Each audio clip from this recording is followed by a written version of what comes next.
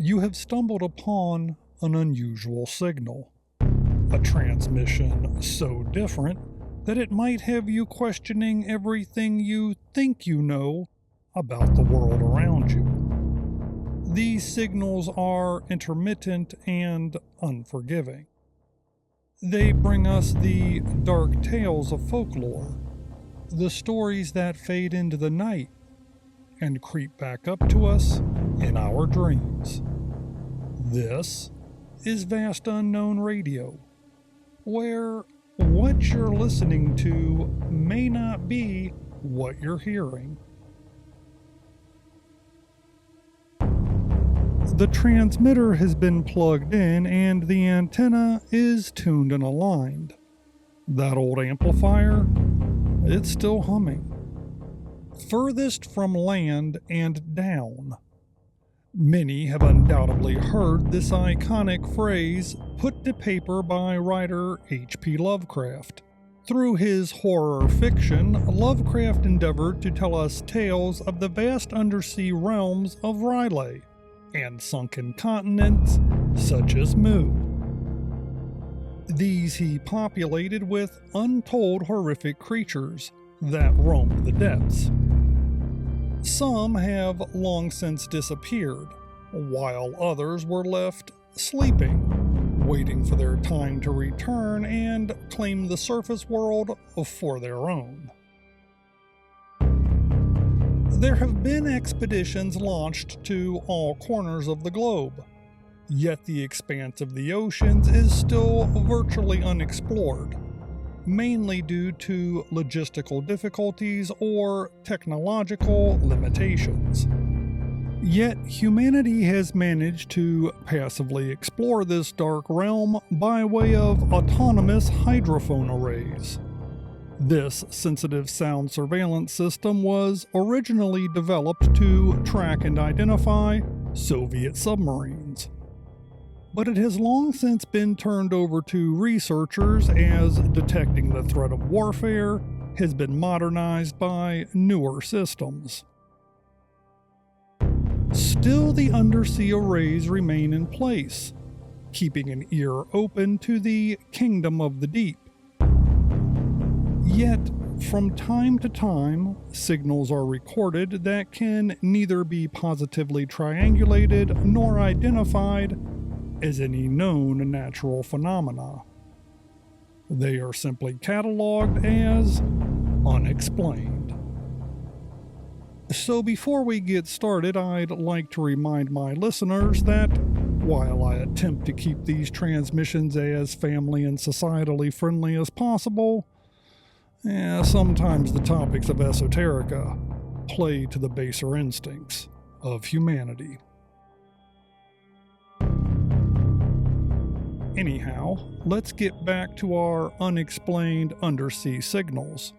One such anomaly originated coincidentally near the aforementioned location of furthest from land and down.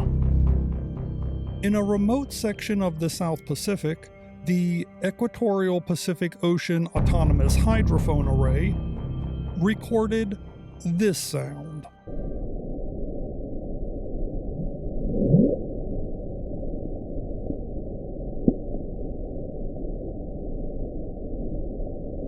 Known idiomatically as the bloop, this sound was discovered to not originate from any man-made object or technology.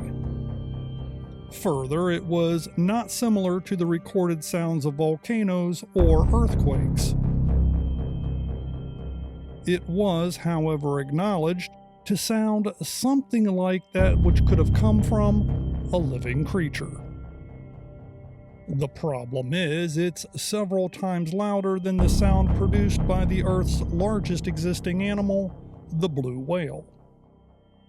So we ask ourselves, could some other creature of that enormity roam the ocean depths? Sadly enough, over time, the bloop was written off. The National Oceanic Atmospheric Administration, better known as NOAA, decided to call the sound an icequake, though it's important to keep in mind that this was never proven. And though quite possibly the most popular, the bloop is just one of many mysterious undersea audio recordings that have been captured throughout the years. Another sound that was detected in the South Pacific by the aforementioned Equatorial Pacific Ocean Autonomous Hydrophone Array was aptly named the train. Recorded in March of 1997, the train sound climbs and then settles into a frequency reminiscent of its namesake. Let's take a listen.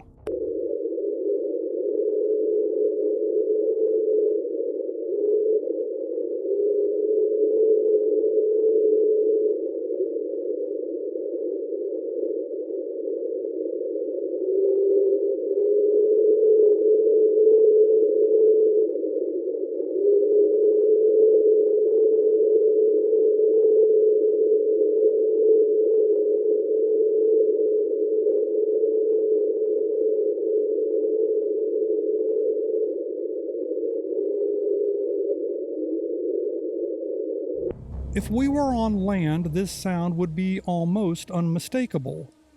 But considering it was recorded in the frigid depths and originating likely around the Ross Sea in Antarctica, human origin is quite out of the question.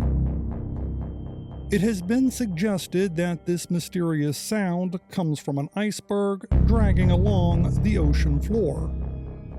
It is somewhat telling that this mundane explanation is so often used for explaining these unexplained cryogenic signals, which of course leads one to ask themselves, if the explanation is that simple, why were these classified as unexplained in the first place?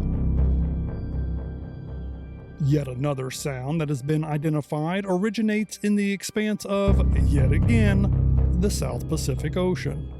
It has been over 30 years since the recording of the deep-water sound known as the upsweep. 30 years and still no sufficient explanation of this sound has ever been provided. What makes the failure to identify this particular sound additionally unusual is the fact that this sound has occurred since the inception of the Pacific Marine Underwater Sound Surveillance System, and it can still be heard to this very day. The sound is said to be seasonal, and it peaks in springtime and early autumn, depending upon the environment in which the signal propagates. The sound has been so consistent over time that it has been roughly triangulated to the coordinates of negative 54 degrees south by negative 140 degrees west. Go ahead and take a moment and plug those coordinates into your favorite mapping software. You're about to learn the true definition of the word remote. Let's take a listen to the beautiful tone known only as the upsweep.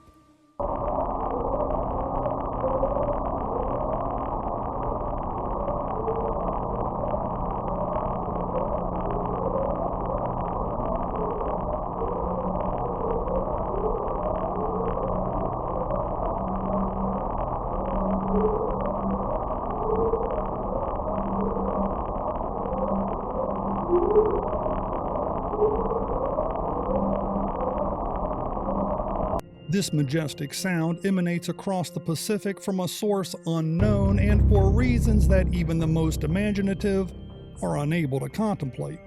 Even the folks who seek to discount the other sounds as geologic phenomena are confused by the existence and continued emanation of the upsweep. Yet another unusual sound of an equally unusual name is that of bioduck.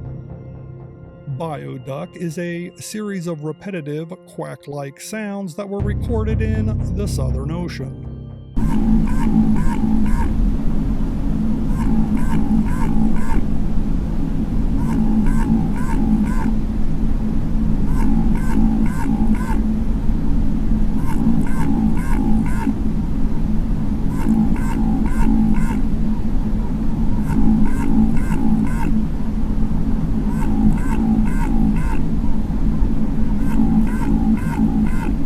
The source of this sound is officially unknown, but it is alleged that its origin is from the vocalization of Antarctic minke whales.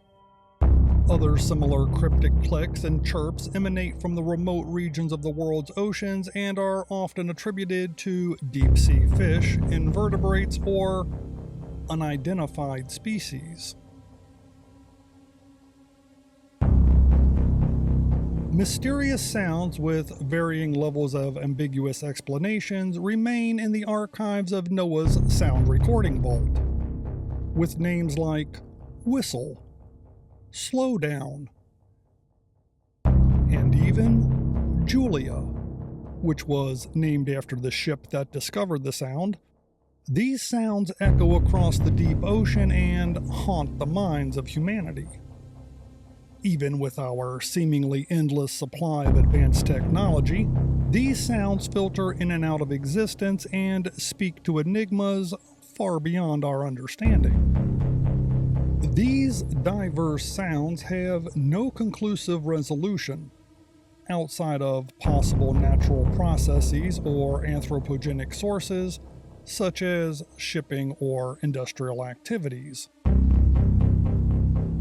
Lucky for us, in the end, researchers have attempted to explain away many of these sounds in some of the most profound and definitive scientific terms available. They use words like most likely, probably, and of course, possibly. It would seem that straightforward, concrete answers still elude those whose job it is to keep an eye and an ear towards the abyss. Which leads us to the conclusion that one could just as easily say that it is possibly something else. And that concludes our transmission for this evening. Let us close with this reminder. How inappropriate it is to call this planet Earth, when it's quite clearly ocean. Or maybe we'll conclude with this reminder. In his house at Riley, dead Cthulhu waits dreaming. Vast Unknown Radio is written, curated, and produced by me. My research assistant is Gypsy. And on the soundboard, well, that's DJ Chainsaw Massacre. Tune in next time for more tales of the esoteric and the unusual. And maybe, just maybe, our signals will cross again. Thanks for listening. This has been Vast Unknown Radio.